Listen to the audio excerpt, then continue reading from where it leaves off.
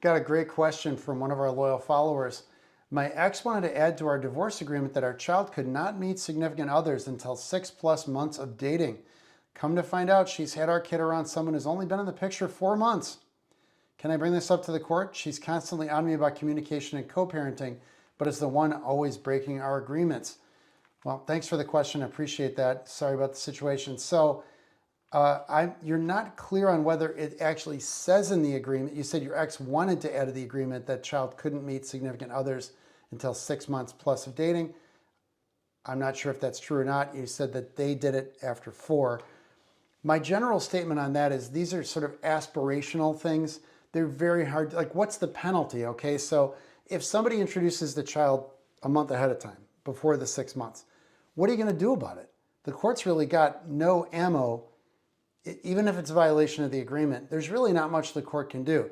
The only penalty that there really is in our statute for violating parenting terms is really like reducing their parenting time, which isn't what most people want. So it's not like they're going to fine them for doing this.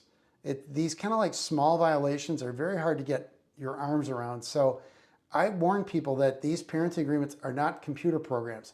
There are these divorce coaches on social media who talk, and I love divorce coaches, but there's one coach in particular who's always super fired up about telling people to get these super detailed parenting agreements. And I'm thinking, this person doesn't know what it's like to try to enforce any of this stuff.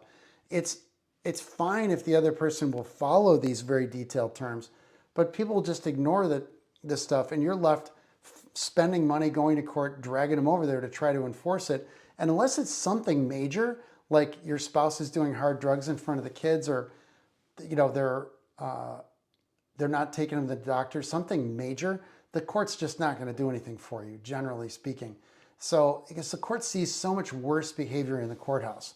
So these kinds of smaller issues are very difficult to enforce, and you're just kind of making your life difficult for no good reason. So just understand, now your mileage may vary in other states. I'm talking about the Chicagoland area in Illinois. Consult an experienced divorce lawyer for details in your area, of course. But, yeah, you could bring this up to the court, assuming this is in your decree, the 6 months and the 4 months.